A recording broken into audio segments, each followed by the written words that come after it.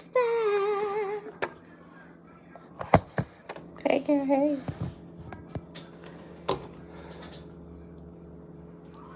Welcome to my little party in your honor, Leroy.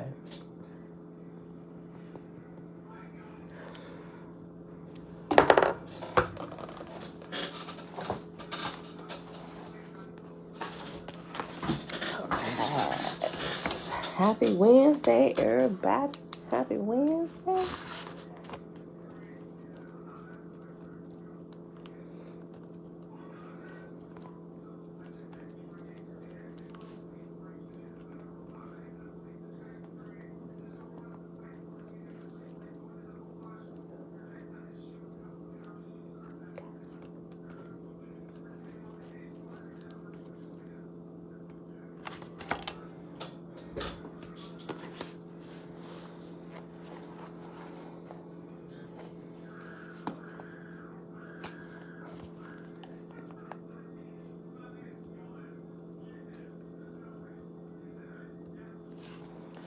Yibo sawubona yaya.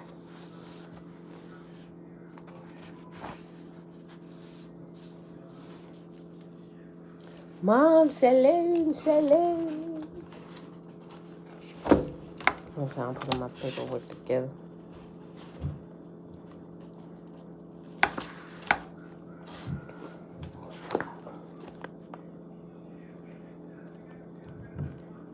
All right, beautiful people. Happy Wednesday.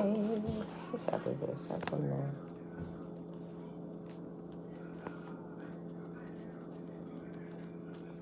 Happy Wednesday. It is March the 16th, 2022. We are on day 57 of year 4 of reading through the books of the law and the prophets. Another 4-year consecutive day count, day 1075. 1075.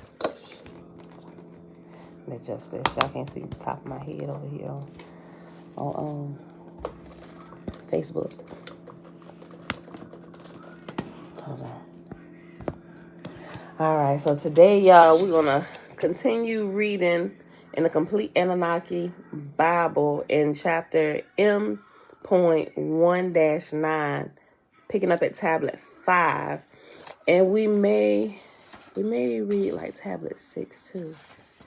Depends. This one, we might just read that. Tablet 5 is, we might only be able to read tablet 5. Because tablet 5 is like 2, 4, 6, 8, 10, 12. Yeah, we might just read tablet 5 today because it's so long. And then we're going to hop over my big toe and probably finish up chapter 29 on page 243. All right, y'all.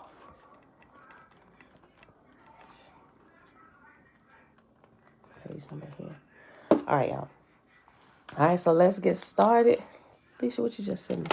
I ain't going to be able to see it after we done. Jen, good morning. All right.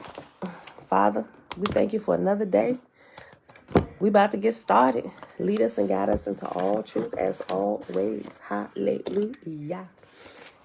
All right, y'all. Tablet 5 on page 217. And it still has this other language with the English translation. Remember, I'm skipping over the language, for the sake of time. And I'm just going to read the translation of it, but feel free to go through and read the original language, right? Okay.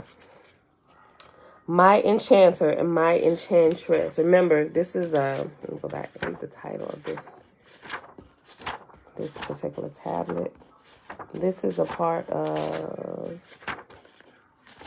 Tablet M, the book of Maklu and the Maklu ritual. And within here is the Maklu tablet series, which is a bunch of different tablets within this tablet.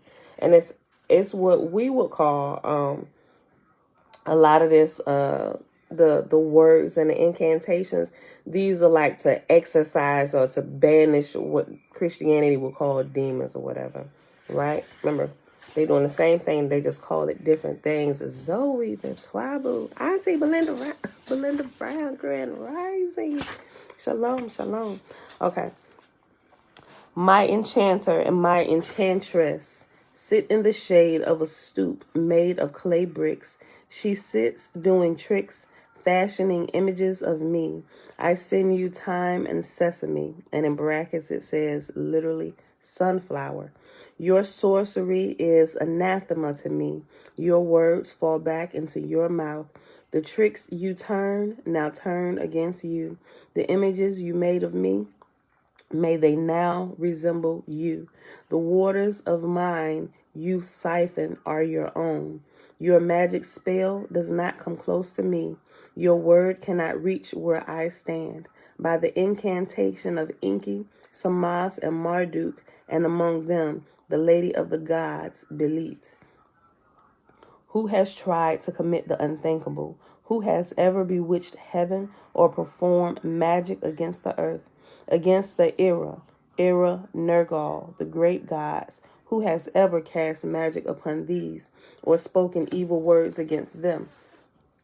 Just as the unthinkable cannot be done, neither can magic be done against heaven or earth. And so as the daughter of the great gods, magic, sorcery, baneful spells do not come close. So too should magic, sorcery, baneful spells not come close to me. Unanu,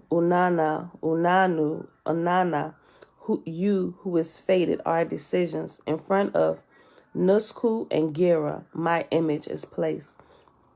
Come forth and attack. Rage on. Avenge me. Attack. When you tear off the feet of my sorcerer and my sorceress, stamp your own feet down. May the sorceress, be dragged before the judge. May her judge roar like a lion at her. May he strike her face and cause her words to turn back into her mouth. Of the sorceress and greater sorceress, like mint, may her magic sting her. Like saffron, may her magic scratch at her. Like mustard, may her magic penetrate her. Like the weed curziar, may her magic bind her up. Like cassia, may her magic tie them up.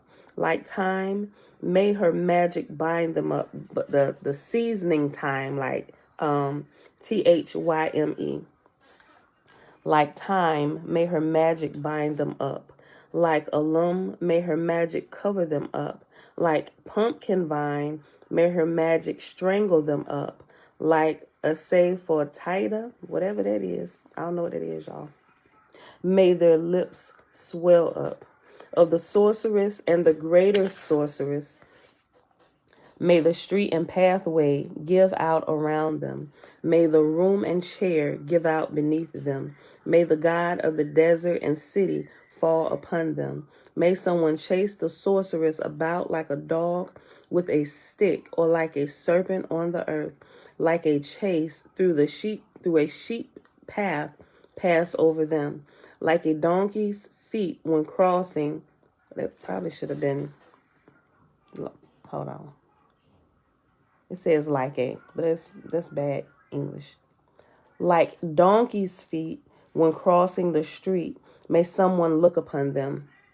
Or the sorceress and greater sorceress, may their crowns fall among dogs. May dogs dance about with their headbands, and may the axe dance down upon them. Like a gazelle having a bowel movement, may their breath be taken away.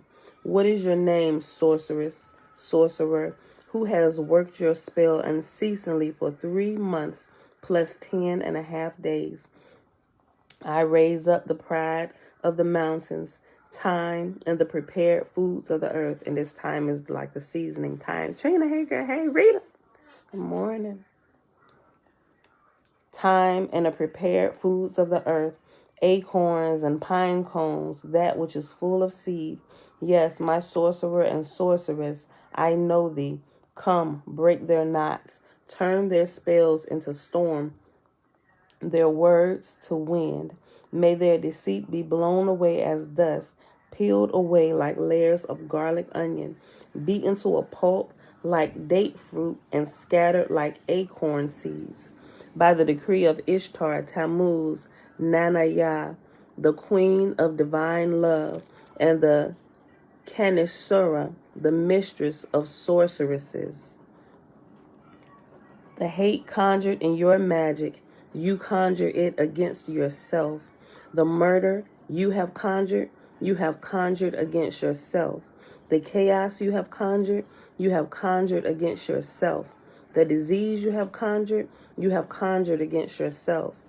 The Kushanga you have conjured against yourself. The calamity you have conjured against yourself. The evil Utuku daemon that you have allowed to seize me, may the evil Utuku seize you. The evil Alu daemon that you allowed to seize me, may the evil Allah seize you. The evil spirit that you allowed to seize me, may the evil spirit seize you. The evil Galu spirit that you allowed to seize me, may the evil Galu spirit seize you. The evil God that you allowed to seize me, may the evil God seize you. The evil Rabisu watcher that you have allowed to seize me, may the evil Rabisu seize you. Lamatsu, Labasu, those you allowed to seize me, may Lamatsu and Labasu seize you. Lilitu, those nightmares you allowed to seize me, may Lilitu, and those nightmares seize you. You seek to destroy me by covenants and magic words. May your life end by the covenant. May your life end by those covenants and magic words. The wrath of God, King and judges, you have suffered me. May the wrath of God, King and judges, cause you suffering, pain, famine, breaking of the body, uncontrolled trembling, fear and depression. All these you have planned for me. May pain, famine, body breaking, uncontrolled trembling, fear and depression, and all such be planned for you. I have burned you with pure sulfur and salt from the west. I have siphoned away your breath to paint the sky. Your plans for me have turned against you. Whoever you are, my sorcerer, my sorceress, you who blow like the south wind on the 15th day, you whose storm cloud has gathered for 9 days, whose rain showers have fallen for a year, you who has conjured clouds to stand over me, I rise up to fight you like the shredder of the heavens, the north wind. I scatter your clouds to the wind and destroy your storms. I scatter the witchcraft you brought unceasingly against me, both night and day, and against the accessories and the emissaries of your evil that you unceasingly sent to fight me. And then it has in Sarua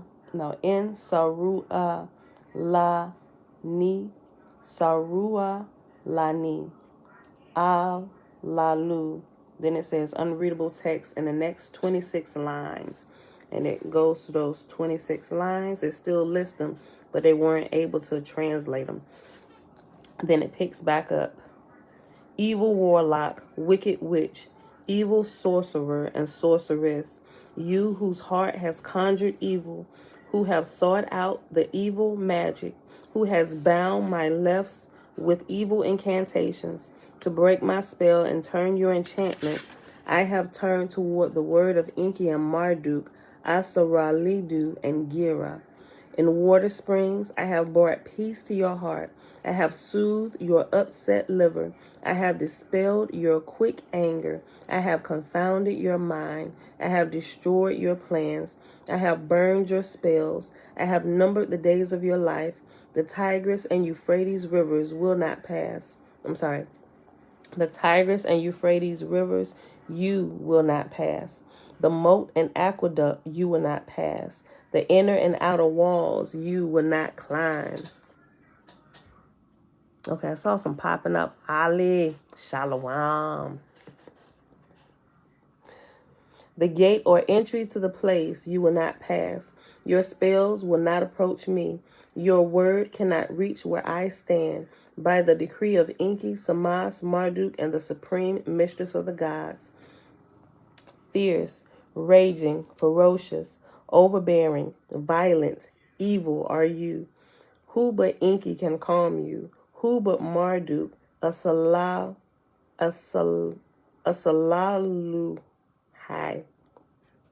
I probably pronounced that wrong. Who but Marduk, Asalaluhai, can cool you down? Enki, may he calm you. Marduk, Asaluhai, may he cool you down. Water is my mouth. Fire is your mouth. May my mouth extinguish your mouth. May the curse of my mouth extinguish the curse of your mouth. May my desired plans extinguish your desired plans. I have taken my enemy down in front of Gira. I have killed my enemy by the sacred word. All of this in front of the mighty Gira I have done. Y'all should know by now what Gira is. Gira is the fires of God, right? Okay. Scatter, flow, and drift away from here. May your words float away to the sky. May the sun extinguish the radiance of your ashes. May your spy be slain by Marduk, the son of Enki, the magician. May the mountain cover you. May the mountain hold you back. May the mountain calm you down. May the mountain overpower you. May the mountain swallow you up. May the mountain pass reject you. May the mountain pass reject you. May the mountain cliff kill you. May the mountain wasteland make you thin. May the mighty mountain avalanche fall upon you. Indeed, you shall be shaken from my body. Go away, be gone, stay away, flee, flee, get off, go away, stay away, be gone. That might be our title for today. Because this is repetitive, ain't it? Like, get out of here. How many times can I say it? But he got so many ways to say it. Get off, go away, stay away, be gone. Your evil spell, like smoke, may it rise ever skyward into nothing. From my body, keep off. From my body, be gone. From my body, depart. From my body, flee. From my body, get off. From my body, go away. From my body, turn away. My body, do not approach. My body, do not come near. My body, do not touch. By the breath of Samas, radiant one, you are commanded. By the breath of Enki, Lord of the deep, you are commanded. By the breath of Marduk, Asaluhai, magician of the gods, you are commanded. By the breath of Gira, your executioner, you are commanded. Indeed, you shall be kept from my body.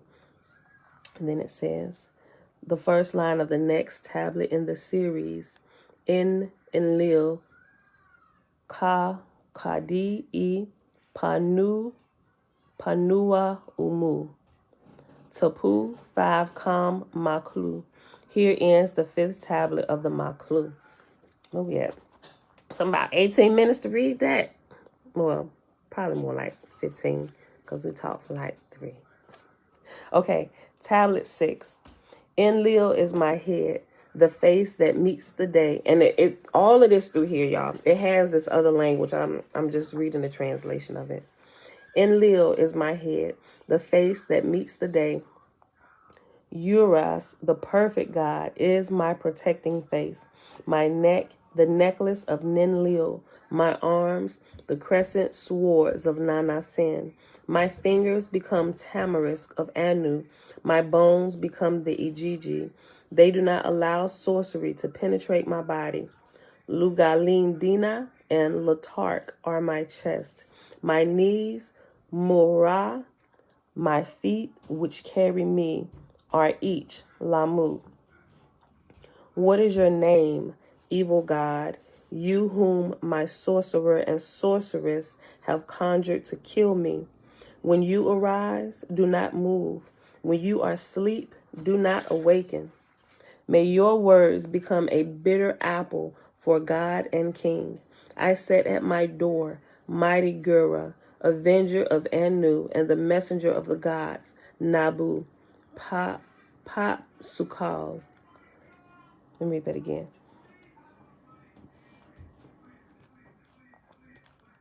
Okay.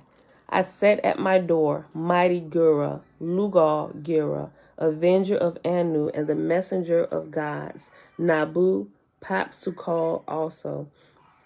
They may kill my sorcerer and sorceress. They may turn their words back in their mouth. Then it has some more fragmented text. Hold on, y'all. They got that extremely loud. Hold on one second. I'm about to scream. Dang. Can you tell them to let that down up there? I can hear that screaming. Thanks.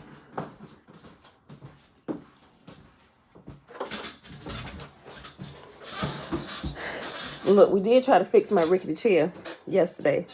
Finally flipped it over and possibly add some more screws and realized that it's not screws that's missing. It's a bar that was under there, right? Now, I remember about 2 weeks ago, how long my chair been squeaking? About 2, maybe 3 weeks. Now I remember this bar that I picked up off the floor. I'm like, what is this? It looked like it was broken off of something, and I couldn't tell what it was from, and I threw it away. It possibly could have been clicked back into the bottom of this chair, but now I gotta throw it away. So excuse the squeaking chair. I'm gonna get another one. I got other ones sitting over here, but I don't like how it make my back feel, so I just, yeah. All right, back to the reading. Chicory, and it has a reference number 76. Chicory. The chicory is a usually, yeah, that's wrong. They got too many A's in here. The chicory is usually a bright blue hue, rarely found in nature. Though it may also be white or pinkish, it has both dietary and medicinal properties for indigenous cultures, usually from its root, and became prized as a coffee additive once the popularity of bean drinks rose during the Middle Ages. That's chicory. Okay. Chicory from the brilliant divine mountains, small terhu, vessels of the priestess, small pine cones of Hirodul, Quasdati, come, of my sorcerer and sorceress, break their charged knots, turn their magic wild on them, turn their words into wind. May their sorcery be blown away on them like granules. May their sorceries make them black like ash. May their spells break apart over the wall. May the heart of my sorceress be melted away. Chicory from the brilliant divine mountains, small terhu vessel of the priestess, small pine cones of the Hirodul, Quasdati, come, of my sorcerer and sorceress, break their charged knots, and everything you have bewitched we turn into wind. My sorceress, my nightmare, you have not given up your confounding. Why does smoke still rise from your house? I am sending you my evil spell. I destroy your deceit. I destroy your mouth. In front of Ningirsu in the mountains, a divine song of victory was raised. In front of everyone, it raised up and cut tamarisk. Oh, okay. Okay, hold on. Okay, so it's not saying like in a curse word. It's just, okay, it's the word damn, right? Like you're damning somebody to hell. Okay, caught me off guard. Hold on, okay. Damn the sorceress who gathers stone images against, then it has blank, so you would name that person, son of, and then you name that person who they're the son of, and prepare evil sorcery. I blow on you like the cold north wind, on the cold north wind and piercing west wind. I destroy the clouds of your enchantment and clear away your bad weather. And I turn everything you have bewitched into wind. And then it has some more of the language. And it doesn't say that it couldn't be translated this time. It just has it there without the translation. And then it picks back up. You who conjures all types of magic, what you have bewitched, me and my image, chicory from the mountain will break your knots. May the wind blow away what is left and right of you. I am pure sulfur. I am born of the daughter of the heavens. Anu created me. Enki and Enlil brought me down to this planet. And then it says unreadable text in the next 8 lines, and it goes through and picks back up. Pure sulfur, weed. I am the pure weed. My sorcerer is wise in the ways of the deep. Usually given, in brackets it says, usually given as sea or ocean. So it would, in some translations of it, it says, my sorcerer is wise in the ways of the sea or the ocean. But right here, they translated it into the deep. My sorcerer is wise in the ways of the deep. My sorceress is born of the daughter of the sky god, Anu. Although they have bewitched me, they have not overwhelmed me. Since they have conjured sorcery and evil magic, make them rise like a fish in my pond, like a pig in my sty, like a matacal weed in my fields, like the reed grass on the riverbank, like a seed of the black tree on the shoreline. In all these, where my divine support exists, may you be emptied out on the ground, you who have shook your head at me. The God is my head, the sulfur is my image. My feet are the river in whose depths no one knows. The Anhula plant is my mouth. The sea of distant Tiamat is my hand. Then it has unreadable text and goes down, and then it picks back up. You are the salt that was formed in a pure place, a meal for the great gods. You have been fated by Enlil. Without you, there is no meal in the Iker. Without you, God, King, and Master cannot smell the incense. Then it's a space for the name, son of, and it's a space for the name of whose son you are. I, son of, have beheld the sorcery, allowed the baneful plot to fester. Break the spells, salt, dissolve the sorceries, remove the baneful plan from me. Like unto my creator, I will be free to give adoration. I laugh at you, my sorceress, medicine man who has lit the fires for one side, but sends her watcher to both sides. I know, I have strong conviction. I have set a watcher in my house, at my gate, a protector. I have enchanted a scarf to wrap around my bed. I have sprinkled asafoetida at the head of my bed, so the strong asafoetida fragrance will end all of your sorceries. What you looking at?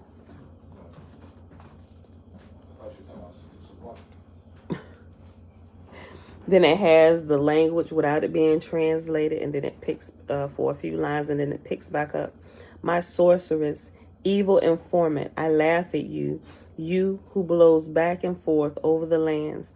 You who crosses back and forth over the mountains. I know, and I have a firm conviction. In my house, I have stationed a watcher. At the gate, I have put a protector. At the right of my gate and the left of my gate, I have set Lugo Gira and Mesalam Tea. May these guardian gods burst the insides of the ones who steals reason. May they kill the sorceress that I may live. And that is it. Well, it's not the end. It goes on with the language not being translated for a few more lines. Then it says unreadable text. Then it says it riti demanzaad, the first line on the next tablet in the series. Tapu 6 kam maklu. Here ends the 6th tablet of the maklu. And here is where we will end at for today, because we are right at the 30-minute mark. We're at 29 or some change, but we're going to pause right here. Shayla, great rising. Hey, girl, hey. All right, y'all. So now let's hop on over here. We almost done with that, y'all. We're absolutely almost done. I got to figure out which one. We'll probably be done with this. I'd say max, maybe 2 weeks. Maybe. Yeah, maybe. I got to get on it and see which one we're going to read next. I'm not sure. For the biblical portion, if we want to bring in the OYSP or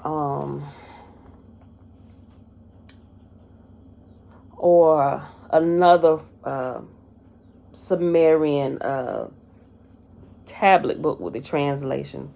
I'm debating. But definitely after we get finished with my big toe, because we'll probably be finished with my big toe, it's less pages left in my big toe than it is left in here. So depending on if I stick with the time, like 30 minutes and 30 minutes for the whole hour, we'll probably be done with this in maybe a week, a little over a week. But I definitely already know which one. Zippo jacket. Great, like the hoodie? Yeah, my Nike hoodie Zippo jacket. Have you seen it? Well, it was hanging. I hung it on the post of the bed. No, it ain't on the post. That was Jeremiah Champion hoodie. Oh, it's not in the in your closet? Nope. That's cool. I mean, that's cool. Don't worry about it. Whatever. If I see it, I mean, if you still need it, I'll bring it when I come out to the job site. Okay. All right, y'all. But I definitely know after we finish my big toe for the second portion, and some of y'all probably already got it, we're going to read this, the meditation book, right? So it's giving us a little bit more detail. I mean, not as much detail as this, but it gives us, it'll give us a lot more detail from another aspect on how it was being done in ancient Egypt, right? And we want to correct some of the teachings that we just get willy-nilly from movies and people who really haven't studied meditation and haven't actually put it into practice, right? It's by Dr. Muata Ashby. So if you haven't gotten it, I ain't saying you got to get it because we're going to read it. But here it is. You can get it off Amazon. I think I paid like $14 for it. So that's the next one if you want to get it to follow along or have, but it's really, really good. I really like Dr. Muata Ashby because he is very well learned. Like all of his entire library is the breakdown of everything about Egypt, the people, their ways, spirituality, everything. And he just brings, you found it? Okay. And it just makes everything seem a lot clearer. It's his teaching style is absolutely amazing. It really is, at least to me. I can learn from him real good. You know, that's what helped me iron out a lot of stuff that we've been given misteachings about, especially some of the symbols. Yes, you. Yes, a great teacher. Yeah, you. I can taught you for 20, right. 21. Especially what they call the Eye of Horus, right? You take that into the church if you want to. You likely to get they likely to cast the devil out of you because they don't understand what that represents, right? It represents the pineal gland, right? They draw out everything. All the symbols are literally symbols of the body, inside of the body, and a lot of them are inside of the head, inside of the brain, because they actually taught it the right way to where when it translates it over here, it's now everybody's secretive about it, but it's really all about your body, how it was designed, and how you can tap in to the source of the creator, literally tap in. But they teach you about the body, and when they drew it out, they just kind of made cool symbols, but they also used animals and nature as well, right, for different aspects and things like that. But if you don't have a good teacher to help you teach it, that teaches you from the beginning, or get a good teacher to help you straighten all that out and fix some of the erroneous teaching, you don't really get the full benefit from your spiritual walk when you go looking into it. And when you hear Egyptology, it just sends you off. It's the word Egyptology is a trigger word, especially when people come out of the church. So you really have to have a good teacher to teach you about it the right way, right? And now there are some shenanigans that happen in Egypt, just like everywhere. But the ancient Egypt or ancient Kemet, they taught the truth of the body and the relation of our bodies to this earth, this world, and to the creator, the source of creation, and how our bodies literally can tap into the source of creation, and how to walk through the process of waking up what they call the mummy, right? Or the flesh. Our flesh is the mummy until you activate it and you feed it appropriately and you rest it, all of those things, right? Until you really know that you really don't get the full benefit from your spiritual life like you could. So I wanted to read this to y'all from their perspective and how they taught it in the ancient days, right? So I'm really excited to get to that, right? So don't freak out on me. Don't tap out on me when we get over here, y'all. Don't leave class early. Just see the matter through, right? Take the information, look it up yourself, research it, right? And with us doing the gateway process, if you're not doing it, you doing meditation daily or devotional time, if you're actually doing it and practicing, tapping into the source of the creator, you will be able to see the truth that is all through those pages and not just this book. You'll be able to see truth. You'll be able to pull truth from the dirtiest and muddiest of places, right? That's why Egypt had you would see different human figures with the ibis bird head. It wasn't that they were splicing humans with animals. That was a representation of the type of wisdom that particular person or that god or goddess had. It was a man's body with a bird ibis head. And you look up the ibis bird, what does it do, right? But it represented the ibis head in Egypt, ancient Egypt, all in the hieroglyphs. So you'll see it. Is it a picture? Let me see. It represented, first of all, if you had an ibis head, you're not new to the game, right? You got to go through some training, because having an ibis head with that long beak represent the ibis bird who was able to stick its beak down in the muddiest of waters and mud and stuff and find the tidbits of life that was down there for it to eat, right? It took its long beak and dug it into muddy places, dirty water, and it was able to find its food to eat, right? You're able to decipher what we call good from evil, right? You're able to decipher what we call good from bad. And it was able to find those pieces of life when other people are like, no, that's a muddy pond. I ain't even going over there. You know, that's like me going into some of the dark places, pulling out information that I know they got hiding over there, right? And they got to hide it in what they label the occult section. I know it's wisdom over there, right? But you can't send a baby in there. You really have to grow a little to be able to go in there and come out unscathed. Go in there to get what you need, what you know you need, and get out of there, right? You don't take in everything that they got in there, because everything is not good. Everything is really not good over there. But there is truth that can be found over there. I'm trying to find this ibis head, y'all. But y'all know what I'm talking about. Hold on. I know they got, hold on. What video? Oh.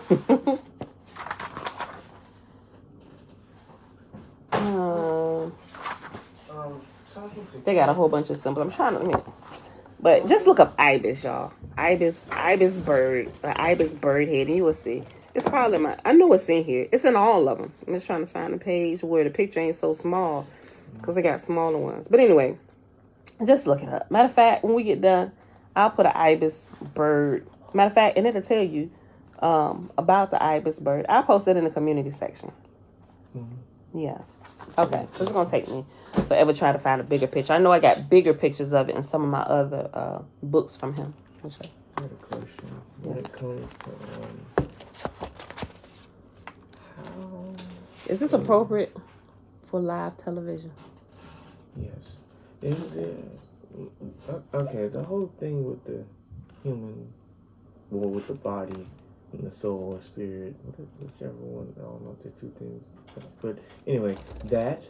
Wait, you lost me. You don't know what did you just say? The human, how they were created, and a soul. Okay. How was that created with that? With the body, or... So what do you mean when you say soul? When you say soul, are you also referring to spirit? This part of us that can astral project.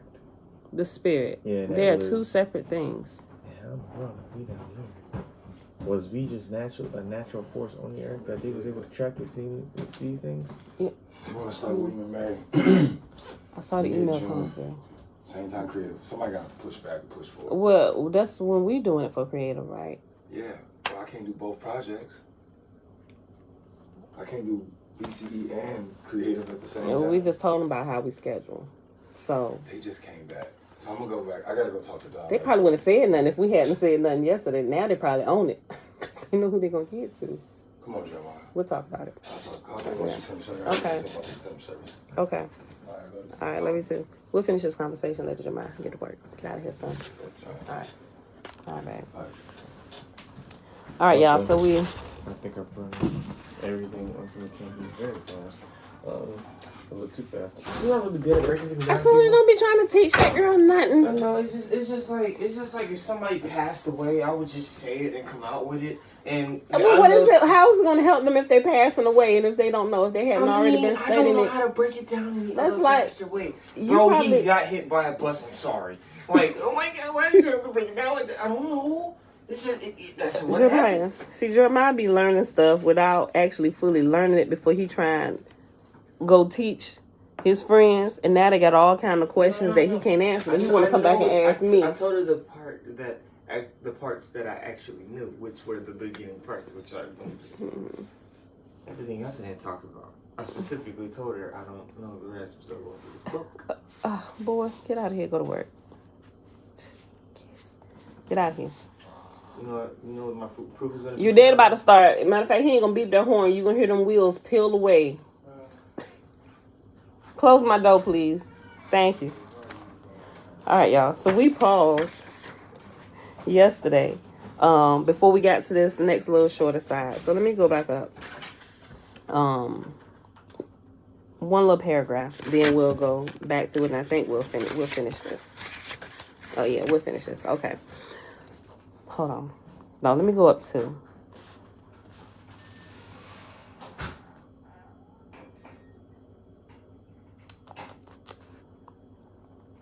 Let me go back 3. They a little small. I just want to make sure this flows together. Okay. I can see that many of the technoids in the reading audience have their hands in the air.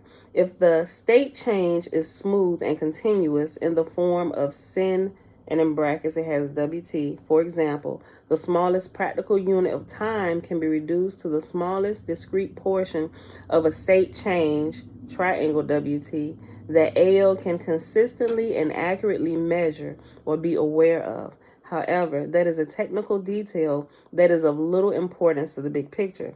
Above, we have been using words such as adjacent and speed, which denote distance or space, but space is not yet defined. These words are only metaphors. Do not take them literally, or you will be thinking anthropomorphically back in habitual 3D concepts, believing that AO takes up space and exists out there somewhere. However, believing that AO takes up space and existence out there somewhere, somehow, in a different place apart from us, right? So it said don't think that way, because if you think that way, you always want to think that the Creator is aloof from us. He's not just out there in heaven somewhere. He literally, creative force, the Creator literally resides on the inside of us. Our spirit, the spirit that we have with us, which is how and why we're able to tap into source of creation. How, when we get to a certain point and we're mature enough, just like parents after raising or rearing their children, training them up after a few years, they become independent and they actually leave the house and they're able to do it on their own. That's how you're able to connect with the source of the Creator. Coming back in, I forgot something. And you don't need any other teacher to teach you anything. But we've gotten so far away from that we don't even, yeah, you can, babe, thanks.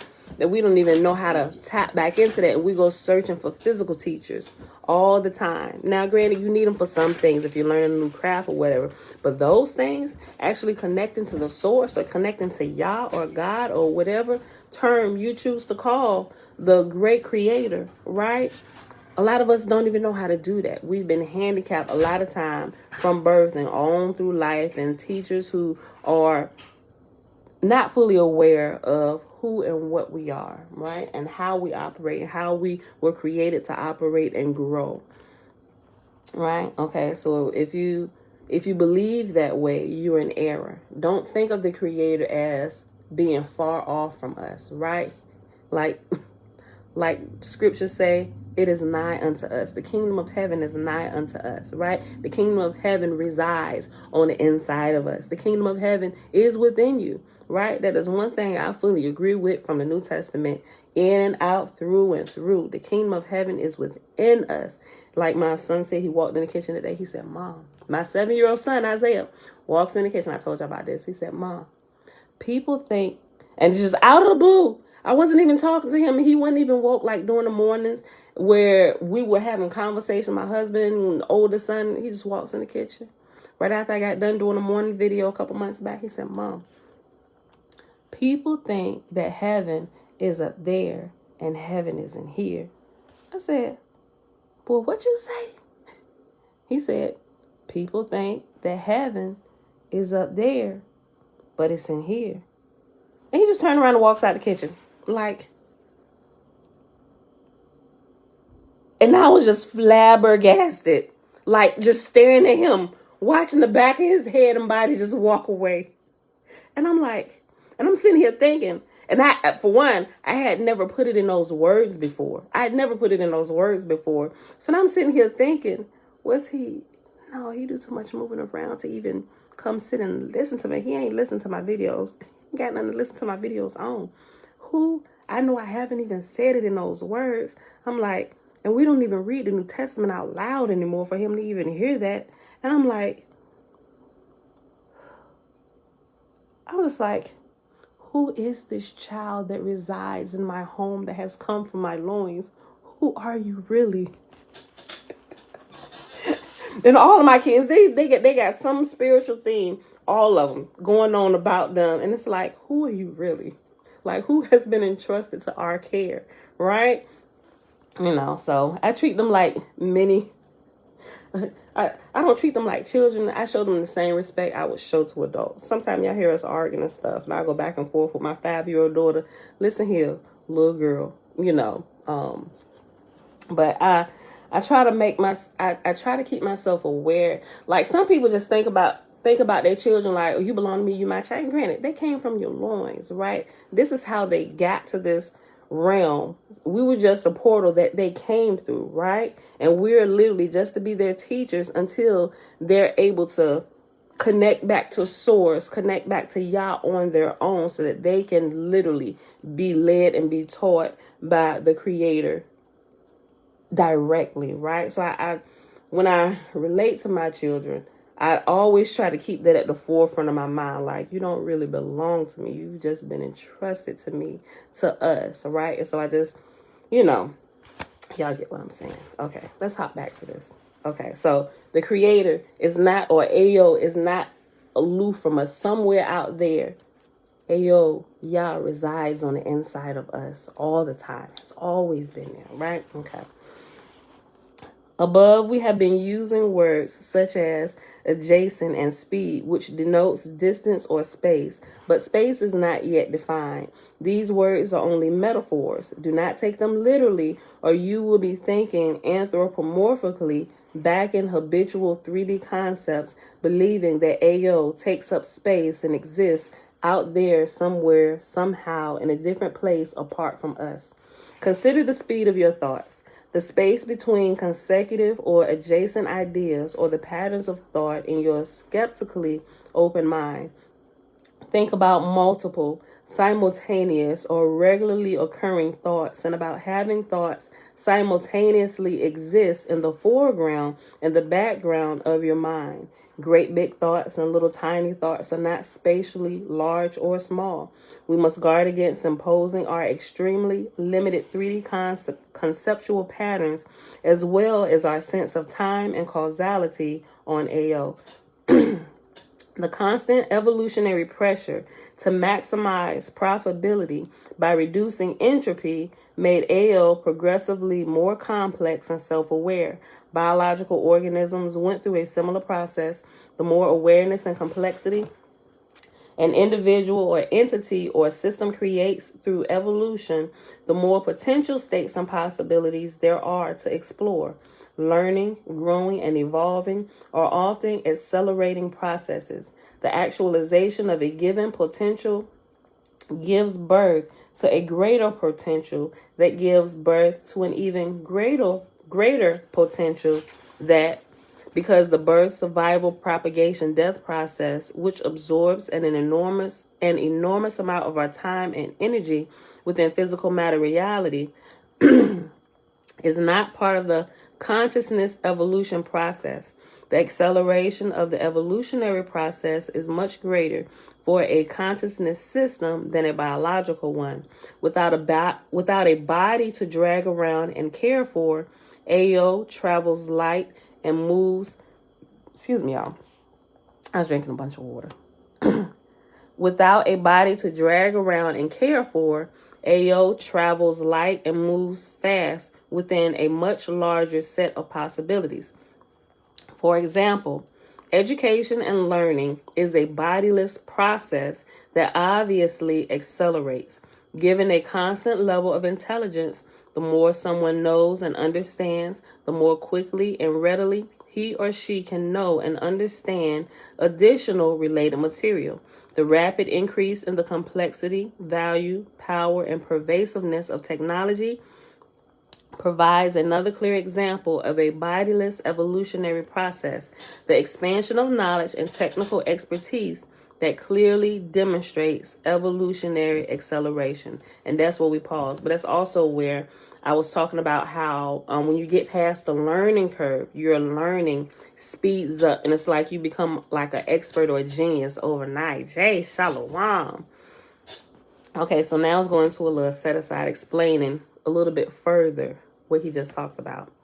The rate of technological evolution has been increasing for hundreds, if not thousands of years. As always, each generation believes the pace of technological change must be about to slow down, since almost everything they can imagine has been invented. Ha! The closer to the edge of knowledge, those closer to the edge of knowledge know better. Forward vision is always clouded by limited imagination. Our science and technology have barely scratched the surface of the possibilities. We have only now begun to pack on the throttle and get our training wheels off the deck. Uh-oh. Hey, how do you steer this thing? Oh, geez, it's picking up speed. Hey, there is no way to get off, nothing to steer with, and no brakes. Criminy. Now what do I do?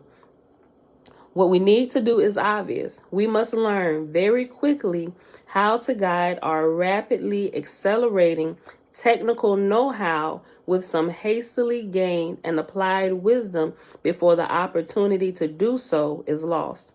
Trying to halt or suppress innovation, discovery, and the development and application of new knowledge is like trying to permanently stop the flow of a major river. It is not a realistic option.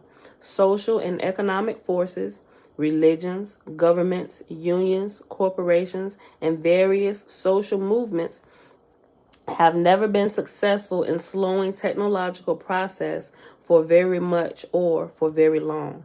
The bottom line is that high-speed, far-ranging change guided by immature and inexperienced social dynamics over totally unfamiliar territory depends, for the most part, upon good luck to avoid disaster. Depending upon good luck to avoid a multiplicity of disasters that each have the potential to be catastrophic is not a clever plan. The only way out of this predicament is to quickly develop clear, long-term vision and execute good planning based upon high-quality judgment, wisdom, before the speed increases too much, system goes irretrievably unstable, or luck runs out. Splat. Troglodytes, Luddites, religions, homicidal wackos, and governments have all tried from time to time to dramatically slow the pace of innovation and technology. All have failed, are failing, and will continue to fail because that is the wrong approach. Combating unwise applications of knowledge and technology by extolling the virtues of selective, self-imposed ignorance is a losing strategy that will never work. Typically, this strategy is not even effective as a delaying tactic. From the smashing of labor-saving machinery in the 17th century to the outlawing of stem cell and cloning research in the 21st century, all attempts to control the application of knowledge would necessarily fail. Attacking a specific result, particularly research and products that cannot be practically controlled, will never defeat the fundamental process. Cut off one head and two more will pop up in its place. Focusing energy on a failed strategy simply makes the situation worse.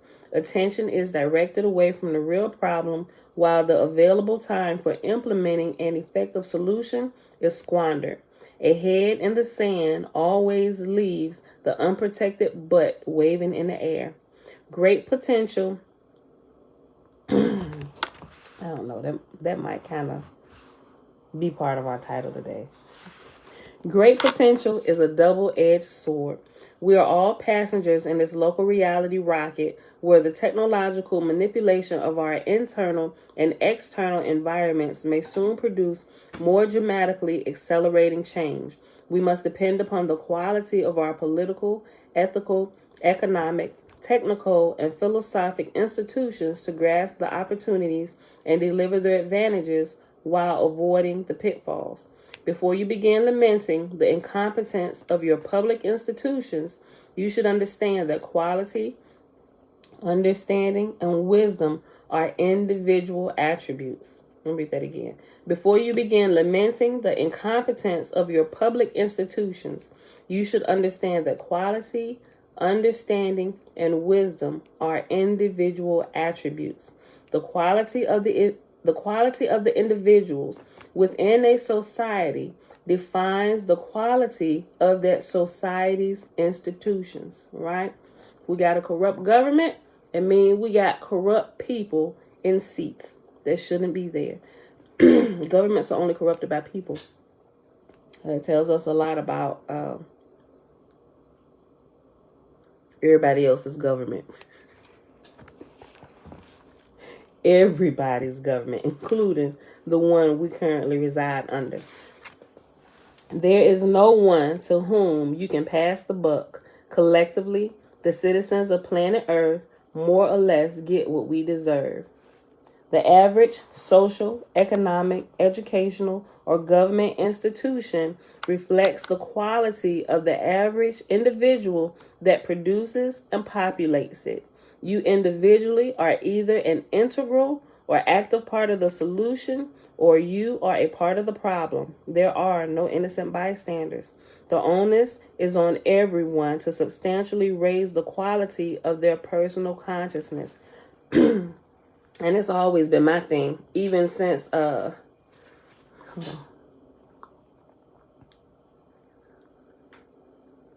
Oh, you saying little prayers and stuff. Okay.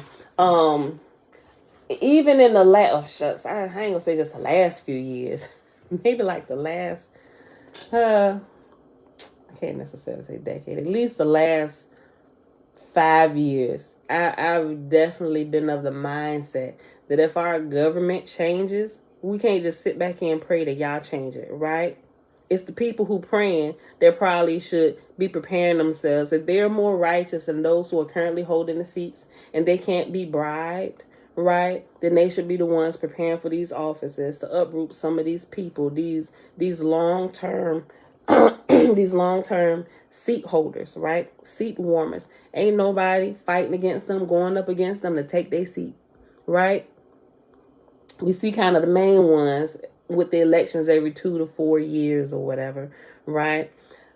I looked here in my local city government, right? Like the mayor, the different seats. I looked into all of them, right? And it was one particular which was it? Was the House of Representatives? I think it was the House of Representatives. I forget because it's been a couple years since I looked at it. But I was so hot about this that he has a seat that you hold for 2 years, right? In a local city or a state, right? You should have people constantly turning. I saw your comment, Mom. You should constantly have people turning these seats, getting new blood in the seats, right? But you don't.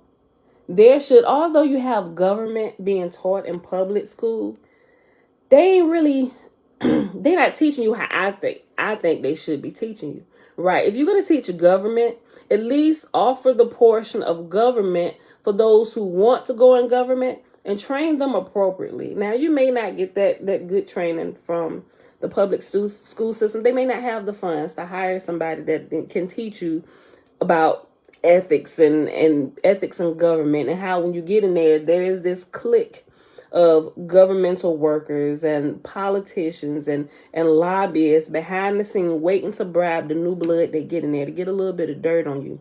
You got to teach them how to survive the sharks. So we call them the sharks, right? Those ones who muddy the waters, right? They make it impossible for anybody. And when something happened and say you come in, and you need to be aware of their tactics when you first get in. They try and put you on the hook when you first get into office. When I say, y'all, I looked into this. And I told my husband, I was like, I'm going to run for office. And then I was thinking about all these small kids. I was like, timing is probably bad about this. I said, I probably can't. But when I say I was looking into it, I went back and pulled up the Constitution, like all these different things going through like the government stuff. And here in Virginia, I was like, I can do a better job than this governor. I was like, I'm going to run for governor. I'm like, you think people will vote for me? I was like, I got many years that I got to train. And just looking at the way they campaign and different things, the way I think campaigns should be done. You know how when people running for office, they got these smear campaigns. It's like, I'm trying to get the upper hand on you. I don't think it should be run like that, right? Because if you're doing this just in a running campaign, ain't no telling what you're going to do when you get in office. You're being deceitful from the very jump, right? And then you got your campaign trail and people who is doing things that are crazy, that shouldn't be happening, and you allow it to happen, or you keep your mouth shut and you don't say anything just for the sake of winning a seat. I mean, where's your ethics? Like my mama said, have you no couth about yourself? That's why our governments and all the crazy stuff going on, because we let charlatans get into office, and we the ones that put them there. You either vote for the charlatans or you don't vote at all, right? We ain't gonna get into the whole. I ain't getting into the whole voting thing. If you should vote, and I'm a Christian or this, and if we don't vote, our government is unseen in heaven. But your flesh is living here, and your flesh gonna have to obey these rules in this government here that we see, that we're a part of, right? I mean, I get the whole spiritual thing, but let's use some common sense where we have to live, right? But I think government should be taught in a way that prepares those who actually have the interest in possibly one day running for one of these offices. They should probably start that probably in middle school and prepare you. And don't just give them all the good stuff, but give them the bad stuff. And talk about things that trip people up. Look at all these scandals and stuff. How did they get caught into this, right? All of these things. You need to dissect everything so you can be aware of it, so you can see it. Uncover the enemy so you can go through without being caught up as soon as you get into the office, because they're going to bribe you without bribing you. They're going to try it. I learned about it from somebody that's kind of in government. I kind of get some inside information sometimes from different people that I'm connected to, right? Or they get you when you first get it, before you get in there good, right? And they get dirt on you, right? So if you decide you want to go against something that they got planned later on down the road, you can't say a thing. Oh, don't you dare. No, you better not say a word. Oh, you remember? Oh, I didn't even. Oh, but you did. And we got you recorded. You freely agreed. So we got video. We got your signature. We got the money, like all of this stuff, right? And people, they're silenced before they even get in there good, right? They seal their fate before they even start their first day, literally. Or they're in there for a good month, and then they're taking out the game. Like, we got to uncover these strategies and get people in there full of wisdom, right? People who cannot be bribed. Like, if you got problems taking care of your bills and stuff, don't even think about running for office, right? Because you got a purchase price on your head already, right? If you haven't been dealing with big sums of money and been around big sums of money, don't you try and run for office. you're going to have a price on your head. And somebody just need to get the right figure to get you. Everybody, I ain't going to say everybody, most people, and the people that normally have that purchase price is though, different people, different backgrounds and everything. But if you got money issues, you definitely should not be in office, right? Any kind of money, you ain't got that worked out, right? You got character issues, all that need to be flushed and worked out before you take an office, right? That way we can have a solid government, right? People that can't be bribed, people that can stand up and speak the truth and not worried about being shut down, right? Because it's a lot of people in there. Let me tell you something. All you need is the right person in the right seat in there, because there's a lot of people in there that want to speak the truth, but they can't say a word because of the person who is in charge. You got a wicked ruler, the righteous are quiet, right? Because what you gonna do? They're gonna take your job from you, right? And especially if you need your job, and if you don't, you're gonna stand up regardless. They're gonna boot you out anyway, right? But you get a righteous person ruling, all the righteous people gonna stand up, right? And that's gonna be a force to be reckoned with, right? So we're the reason our government is the way it is. We really are. We ain't got nobody to blame but ourselves, because we got our heads in the sand and our butts in the air, and it stinks up here. Literally, it stinks. Okay, hold on.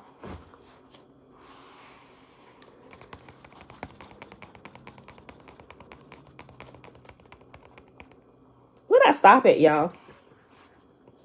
I didn't even hold my spot this time. Okay, passing the buck. Oh, that's what was that? Yeah. Okay. Listen. Okay. Before you begin lamenting the incompetence of your public institutions, you should understand that quality, understanding, and wisdom are individual attributes. The quality of the individuals within a society defines the quality of that society's institutions. There is no one to whom you can pass the buck. Collectively, the citizens of planet Earth more or less get what we deserve. The average social, economic, educational, or government institution reflects the quality of the average individual that produces and populates it. You individually are either an integral, an active part of the solution, or you are a part of the problem. There are no innocent bystanders. The onus is on everyone to substantially raise the quality of their personal consciousness. Compelling a solution by the application of external force is usually counterproductive and never a good long-term solution. The point is that the evolution of consciousness, as all big system evolution, is an accelerating natural process. To make that concept and some of its attendant issues more intuitively understandable, I have simply pointed to the evolution of technology as a well-known example. And that's the end of that aside, and that is the end of our reading for today. We're going to pause right here because we are at 1 hour and 7 minutes. Beautiful people. Write my page number down. All right, so we'll I thought we was going to finish this today, so I started on my little side stories. But we'll probably finish it tomorrow. I'm going to say possibly. We will possibly finish this today. That way I give myself a little bit of space to add in some of my stories I want to add in. All right, beautiful people. That's it for today. It is Wednesday, March the 16th, 2022, day 57 of year 4, reading through the books of the law and the prophets. Another 4-year consecutive day count, day 1075. We read a little bit more in the complete Annunaki Bible in tablet M 1.9. I'm sorry. Yeah. Tablet M.1 through 9 and tablet 5 through 6. Tablet 6. And that was starting on page 217 all the way to page 234. And then we read a little bit more of chapter 29 in My Big Toe, pages 243 to 244. We got a page and a half. Let's say 2 pages, but it spans over 2 pages. All right, y'all. So that is it. Remember, the next book coming up, after we finish reading My Big Toe, we're going to take a little detour from the 3-book trilogy, right? Because getting into section 2 is book 2 and section... No, I'm sorry. Each book has 3 sections. So this one is section 1 through 3, then 4, 5, and 6, then 7, 8. Did I say that right? I'm sorry. No, I said that wrong. I'm thinking about something else. Each book has 2 sections. The Awakenings, book 1 is section 1 and section 2. Discovery, which is the second book in this trilogy, is section 3 and section 4. And then Inner Workings, which is the third book in this trilogy, is section 5 and section 6. But we'll take a pause because I think we need just a little bit more time to pass before we get into the deeper understanding. It's really good though. We're gonna read it. I'm just not sure when we're gonna pick it back up. If we're gonna pick it back up after we get done with this, or if I need to add one more thing in here. I'm thinking I need to add one more book in before we pick my big toe back. I'm almost certain of it, right? And it's either the it's called the, because it'll be a good segue into it, because it just, when we read this, it's like, then it gives you like this third point of view. It's the same point of view from all of them, but I think it's a little bit more detailed. But I think it'd be good. And by hearing it a third time and seeing it from all the different vantage points, I think it'll really, really sink in. Yeah, I think it really will. So that one, and I'm not sure how available that one is. That one is called The 9 Eyes of Light. That's what it's called. I'll post the link. I think I paid The 9 Eyes of Light. I know that one was kind of scarce too, or scarce. How you say it? Scarce. But the stock was limited when I ordered it. When I heard about it, I was like, oh, I need to look into that. The 9 Eyes of Light.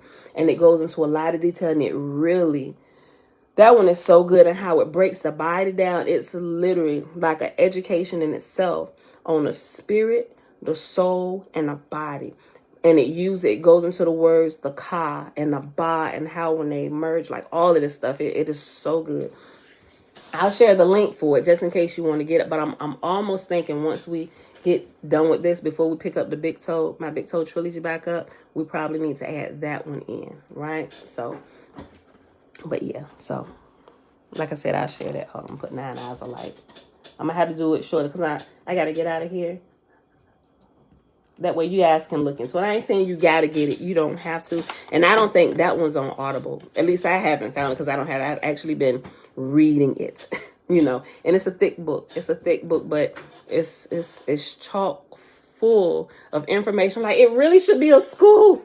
There really should be a school that has all of this stuff like it used to be, right? Like the old ancient schools.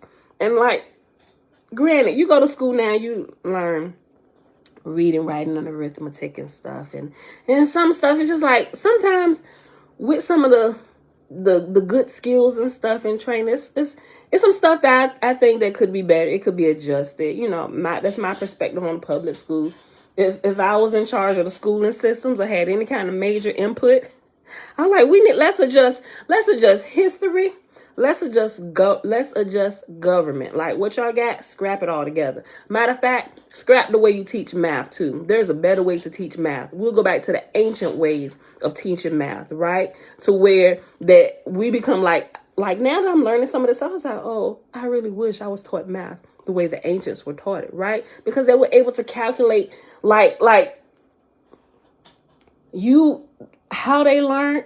You would have like a college education by the time you got to 7 in math. Like some things that 7-year-olds could do back then, and even some now where they've tested it. I think I talked about it before. It's an older video. I can't even find it. I thought I had it in my saved videos where they use some of these principles and taught 3-year-olds, 4-year-olds, 5-year-olds, put them on stage in the front of students at Yale, right? A whiteboard. And they purposely did problems to see if the kids would catch it, and they caught. That ain't how you do that problem. That's wrong. They was doing equation long form problems.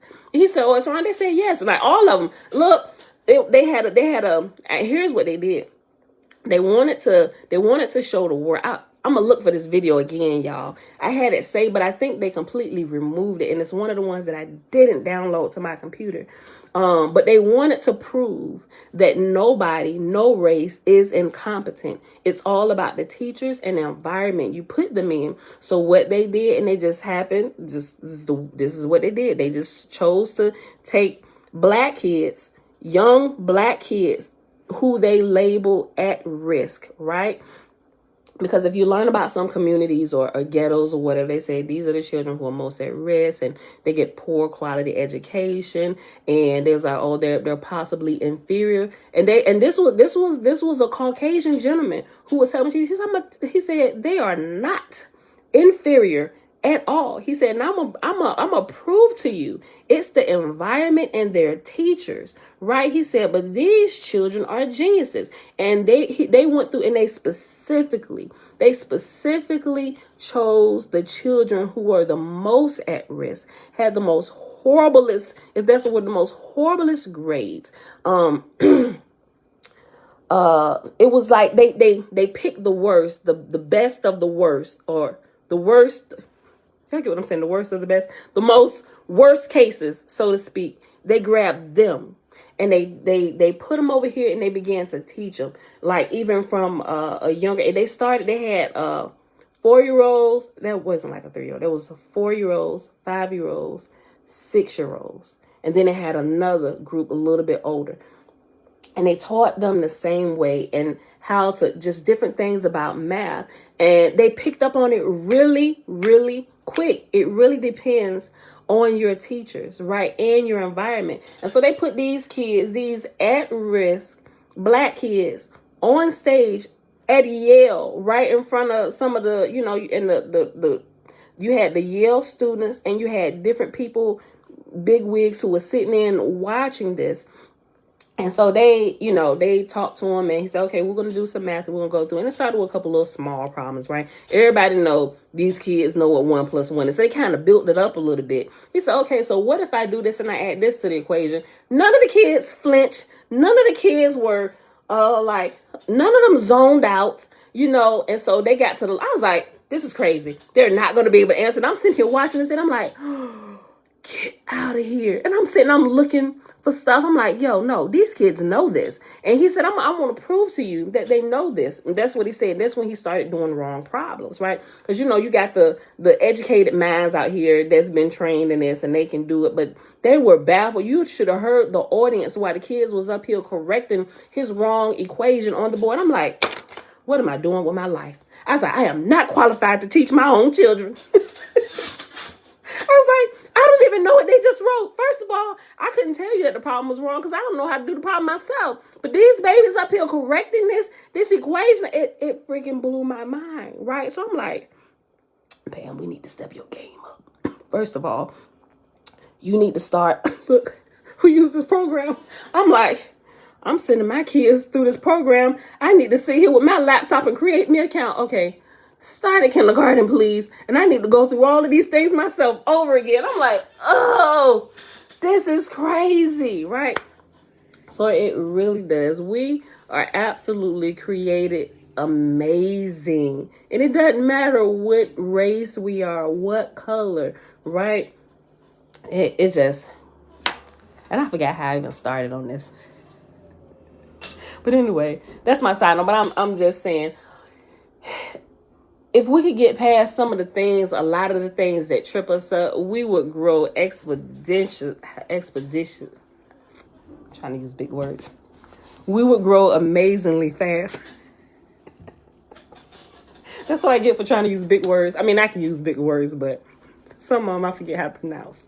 All right, y'all, that's enough. I'm being silly now. I gotta get out of here. I love y'all. I see y'all back here tomorrow. Father, thank you for helping us today, leading us and guiding us into all truth. All right, beautiful people. May the work of your hands be blessed this day, and may y'all provide you with all you have need of. You and everything you love, everyone you love, everything you touch. May your homes be blessed. May your children be blessed. May your entire family be blessed. Your businesses, your job, everything about you, everything that concerns you, y'all is concerned with, and may he bless it. All right, y'all. I love y'all. I see y'all back here tomorrow morning. 7:50. Sorry. Nope. Hold on. I didn't mark this time. Hold on. We ain't going to be here tomorrow, y'all. Tomorrow, we observe the Sabbath. We got Sabbatani. Right? Sabbatani. Those who observe the Sabbath. You're welcome. All right, y'all. So I see y'all back here Friday morning, 7:15 a.m. Eastern Standard Time. Peace. You're welcome. You're welcome.